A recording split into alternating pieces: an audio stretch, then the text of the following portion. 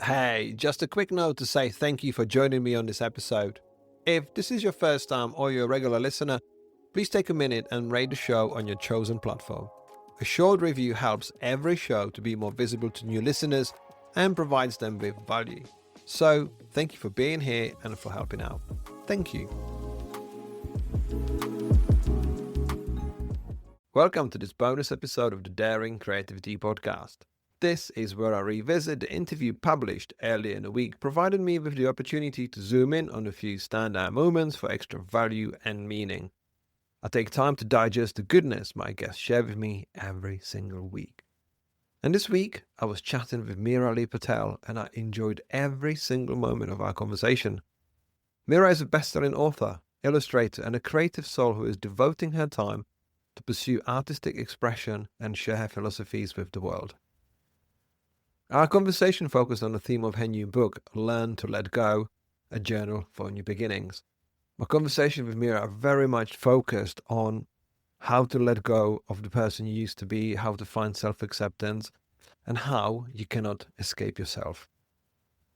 The one that keeps coming to the forefront of my mind right now is that you cannot escape yourself. So everything that you want to accomplish, all the people that you want to be, they all start with the person you are now. And that means having to look at yourself, having to listen to yourself, and having to accept yourself and who you are in this moment if you ever hope to grow and become more. I think that's the one that keeps coming back to me over and over again is, this is who I am now. So where do I go from here? In this first standout moment, we talk about a quote that cuts through decades of self-help mythology that suggests that we can completely reinvent ourselves by rejecting our past. Meera's insight is psychologically grounded. Authentic change requires integration, not escape. The power lies in recognizing that growth builds upon existing foundations rather than require you to demolish them. This perspective reduces the exhausting cycle of self-rejection that many creatives and professionals experience when they compare their current selves to idealized future versions. Just have a think how many times you thought to yourself, I'll be happy when XYZ happens. You see, that's how we get stuck. So the number one, which I think I mentioned already, is that letting go is a byproduct of acceptance. That is the number one thing I learned while writing this book. You cannot let go without accepting what is. In the second standout moment, I loved how Meera connected the ability to let go with self-acceptance. As you may know on the show, I talk about a lot of self-acceptance as part of my new book, where I'm very much focusing on the experience of how doubling down on who we are, accepting who we are, really helps with everything. Feelings of comparison, competition, they just fall away straight away. So most people approach letting go as an active process, something to force or to achieve through willpower, whereas Meera revealed that counterintuitive truth that letting go is actually passive, emerging naturally from acceptance of present circumstances. And this insight is particularly powerful for parents, career changes, or anyone facing unwanted transitions. Because rather than fighting reality, energy can be redirected towards understanding and accepting what is, which paradoxically creates space for what's next to emerge.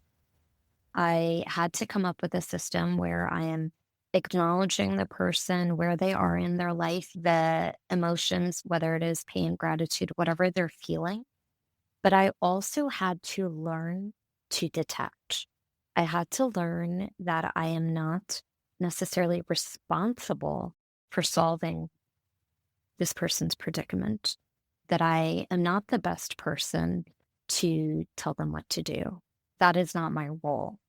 And that took quite a while to feel comfortable because I really wanted to express gratitude to all of my readers and for especially people who take the time to write to me. I didn't want them to feel forgotten. I didn't want them to feel that I did not read their message. I did not care. But at the same time, their safety and their well-being were more important than what they thought of me. And so I had to make sure that in my response, that is what I was prioritizing, their well-being, not their image of me.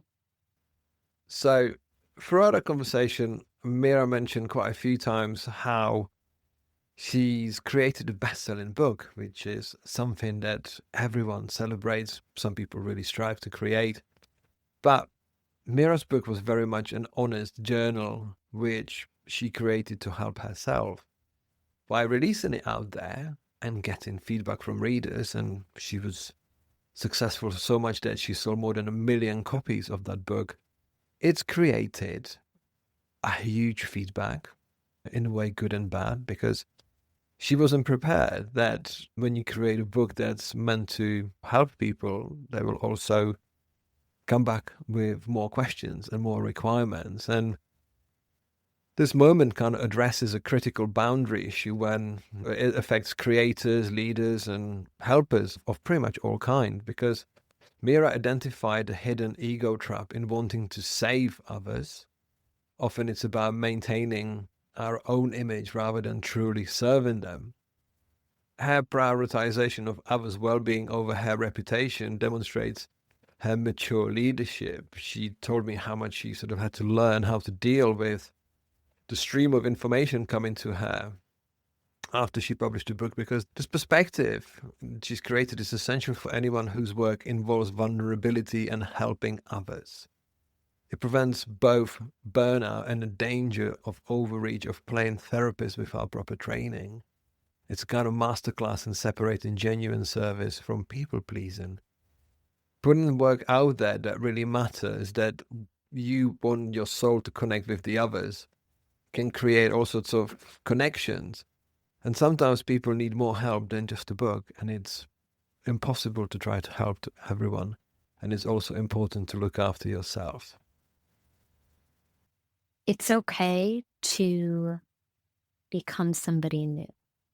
It's okay to let parts of myself go so that new parts of myself can bloom. And the third is not to live from a place of desperation. And what I mean by that is not to hold on so tightly because I think this will never be again. Something new is always coming, something greater is always coming. And it reminds me of a John Steinbeck quote that I love, which I probably will misremember right now, but it's something like, if it's right, it will happen. Nothing good gets away.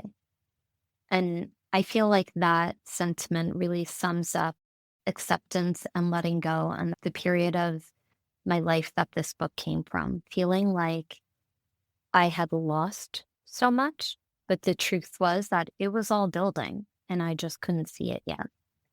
And that's okay. You're not always going to see it. You just have to accept and believe that if it's good, it's not going to get away. It's going to come. Throughout the conversation, Mira told me that she had to let go of the person she used to be. And she told me that she was missing the old person that she used to be, even though that person wasn't perfect in many ways. But she thought about that she actually misses it. In this moment from our conversation, she gave herself a permission for identity flexibility, the healthy ability to evolve rather than clinging to outdated self-concepts. And this is particularly relevant in a world that often shames people for changing their minds, careers, or life directions. The metaphor of blooming suggests organic growth rather than forced transformation. She changed very much through parenting. As a mother, she couldn't hang on to the person she used to be. And this could reduce the shame that many feel when they outgrow previous versions of themselves. For creative professionals especially, this quote validates the natural evolution that comes with developing mastery and life experiences. I feel very lucky that the guests I would like to have on my show say yes to me, and they come and talk to me, and they spare an hour of their time and really go deep and vulnerable in the way of sharing what really matters. Because one of the reasons why I started my podcast was to have these honest, transparent, nosy, curious conversations with people that we love and admire, to find out how they operate. Because I think it's important more than ever to really share truth and honesty in our industry, in our society, because that's how we grow. And I can only thank Meera for her time and for her openness through our conversation. And if you haven't checked out the full conversation yet, I can only suggest you do that next. Thanks for joining me on this episode, and I'll see you on the next one. If you enjoyed this episode and would like more accessible resources to help you discover your daring creativity, you can pick up one of my books on themes of mindful creativity, creative business, branding, and graphic design. Every physical book purchase comes with a free digital bundle, including an ebook and audiobook, to make the content accessible wherever you are and whatever you do. To get 10% off your order, visit novemberuniverse.co.uk and use the code podcast. Have a look around and start living daringly.